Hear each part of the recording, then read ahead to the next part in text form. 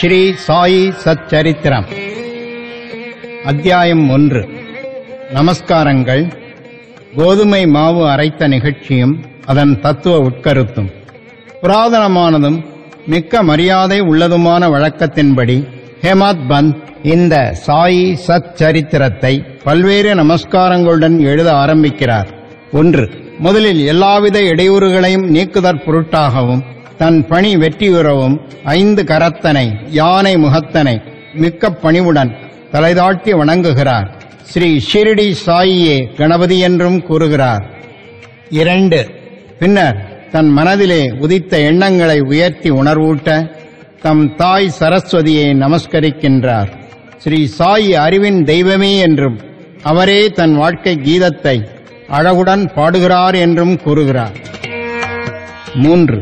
ஆக்கல், காத்தல், அழித்தல் என்னும் முத்தொழிலையும் முறையே நிகழ்த்தும் பிரம்மா, விஷ்ணு, சங்கரர் ஆகியோரையும் வணங்கி சாய்நாதர் அவர்களுடன் ஒன்றானவர் என்றும் சம்சாரம் என்னும் ஆற்றை தாண்டி நம்மை சுமந்து செல்லவல்ல மாபெரும் சத்குரு என்றும் விளம்பி 4.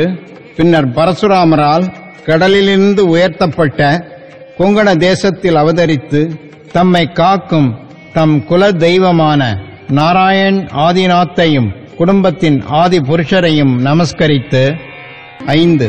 பின்னர் தனது கோத்திரத்தில் அவதரித்த பாரத்வாஜ முனிவரையும் பல்வேறு வகையான ரிஷிகளான பிருகு, பராசரர், நாரதர், வேதவியாசர், சனகர், சனந்தனர், சனத்குமாரர், சுகர், சௌனகர், விஸ்வாமித்திரர், வசிஷ்டர், வால்மீகி, வாமதேவர், ஜெய்மினி, வைசம்பாயனர், நவயோகீந்திரர் முதலானோர்களையும் நவீன மகான்களாகிய நிவிருத்தி, ஞானேஸ்வர், சோபான், முக்தாபாய், ஜனார்த்தனர், ஏக்நாத், நாமதேவர், துக்காராம், கனகர், நரஹரி முதலியவர்களையும் பணிந்து தலைவணங்கி நமஸ்கரித்து பிறகு தனது தாத்தாவான சதாசிவரையும் தகப்பனாரான ரகுநாதரையும் தன்னை இளம் வயதில் பிரிந்த அன்னை தந்தைக்கு நிகரான அத்தை, தன் அன்பிற்குரிய அண்ணன் ஆகியோரையும் வணங்கி பின்னர் படிப்பவர்களையும் வணங்கி தனது பணிக்கு முழு அன்பும் மனமும் சிதையாத கவனத்தையும் நினைப்பையும் கொடுத்தருள வேண்டிக் கொண்டும் கடைசியாக தனது ஒரே அடைக்கலமும் பிரம்மமே மெய்ப்பொருள், பார் அனைத்தும் மாயத்தோற்றம் என்று தனக்கு உணர்விக்கின்ற ஸ்ரீ தத்தாத்ரேயரின் அவதாரமான ஸ்ரீ சத்குரு ஷிரடி சாய்பாபா அவர்களை நமஸ்கரித்து அங்கனமே எம்பெருமான் வதியும் எல்லா ஜீவராசிகளையும் வணங்கி துதிக்கிறார். பராசரர், வியாசர், சாண்டில்யர் முதலியவரது கருத்தின்படி பக்தியால் பலகாலம் துதித்தவற்றை சுருக்கமாக கூறிய பின்பு ஆசிரியர் பின்வரும் நிகழ்ச்சியை விவரிக்கிறார். 1910 ஆண்டிற்கு பிறகு எப்போதோ ஒரு நாள் நல்ல காலை நேரத்தில் மசூதிக்கு சாய்பாபாவை தரிசிப்பதற்காக சென்றிருந்தேன். பின்வரும் நிகழ்ச்சியை கண்ட நான் ஆச்சரியத்தால் தாக்கப்பட்டேன். தன் முகம், வாய் இவற்றை கழுவிய பின்பு சாய்பாபா கோதுமை மாவு அரைக்க தயார்படுவதில் முனைந்தார். ஒரு சாக்கை தரையில் விரித்து அதன் மேல் திருகையை வைத்தார். பின்பு முரத்தில் கொஞ்சம் கோதுமையை எடுத்து தம் கஃனியின் கைகளை மடக்கிவிட்டுக் கொண்டு கையளவு கோதுமையை திருகை குழியில் இட்டார். திருகையைச் சுற்றி கோதுமையை அரைக்கத் தொடங்கினார். பிச்சை எடுத்து வாழ்ந்து எவ்வித உடைமையும் சேமிப்பும் அற்ற இவர் கோதுமை மாவு அரைக்க வேண்டிய வேலை என்ன என்றவாறு நினைத்தேன். அங்கு வந்த சிலரும் அவ்வாறே எண்ணினார்கள். ஆயின் ஒருவருக்கும் பாபா என்ன செய்கிறார் என்று கேட்க துணிவு வரவில்லை. பாபா மாவரைக்கும் இந்த செய்தி உடனே கிராமத்தில் பரவி ஆண்களும் பெண்களும் பாபாவின் செய்கையை காண பெருந்திரளாக மசூதிக்கு வந்தார்கள். கூட்டத்தில் இருந்த தைரியமுள்ள 4 பெண்மணிகள் வலிய வந்து நுழைந்து பாபாவை ஒருபுறம் ஒதுக்கிவிட்டு வலிய குச்சியை கைப்பற்றி பாபாவின் லீலைகளை பாடியவாறு மாவரைக்கத் தொடங்கினார்கள். பஜ்ரே பாய் சாயிரா, பஜ்ரே பாய் சாயிரா, பஜ்ரே முதலில் பாபா கடும் கோபமடைந்தார். ஆயின் அந்த பெண்மணிகளின் அன்பையும் பக்தியையும் கண்டு மிக்க சந்தோஷம் அடைந்து புன்னகை புரியலானார். அவர்கள் அவ்வாறு அரைத்துக் கொண்டிருக்கையில் பாபாவுக்கு வீடோ பிள்ளைகளோ அல்லது அவரை கவனிக்க யாருமே இல்லையாதலாலும் அவர் பிச்சை எடுத்து வாழ்ந்தாராதலாலும் அவருக்கு ரொட்டி பிரெட் செய்ய கோதுமை மாவு தேவையில்லை. எனவே இவ்வளவு அதிகமான மாவை அவர் என்ன செய்வார்?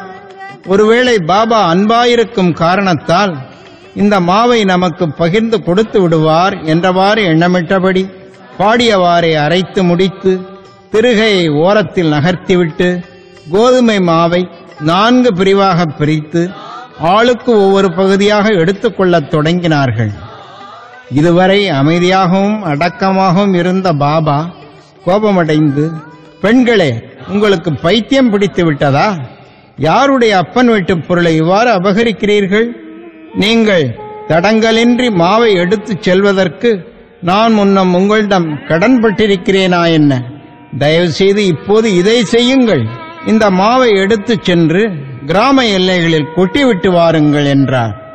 இதை கேட்டபின் அவர்கள் வெட்கமடைந்து தமக்குள் ஏதோ முணுமுணுத்துக் கொண்டு கிராம எல்லைக்குச் சென்று பாபா குறிப்பிட்டபடியே அங்கே மாவை பரப்பிவிட்டார்கள்.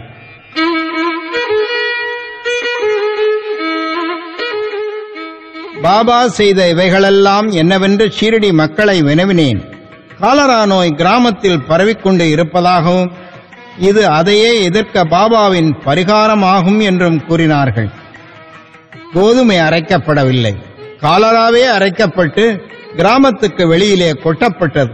இந்த நிகழ்ச்சியின் பின்னர் காலரா மறைந்து கிராம மக்கள் மகிழ்ச்சியுற்றார்கள். நானும் இவற்றையெல்லாம் அறிந்து கொண்டதில் மிக்க மகிழ்ச்சி அடைந்தேன். ஆனால் அதே சமயம் எனக்கு ஆச்சரியம் விளைந்தது. காலராவுக்கும் கோதுமை மாவுக்கும் பூவுலகில் உள்ள ஒற்றுமை யாது? சாதாரணமாக அவைகளுக்கு உள்ள உறவு என்ன? அவை இரண்டையும் எங்கனம் இணைக்க முடியும்? இந்த நிகழ்ச்சி விவரிக்க இயலாததாக இருக்கிறது. நான் இதை பற்றி சிறிது எழுதி என் மனம் நிறைவடையும் வரை பாபாவின் இனிக்கும் லீலைகளை பாடுவேன்.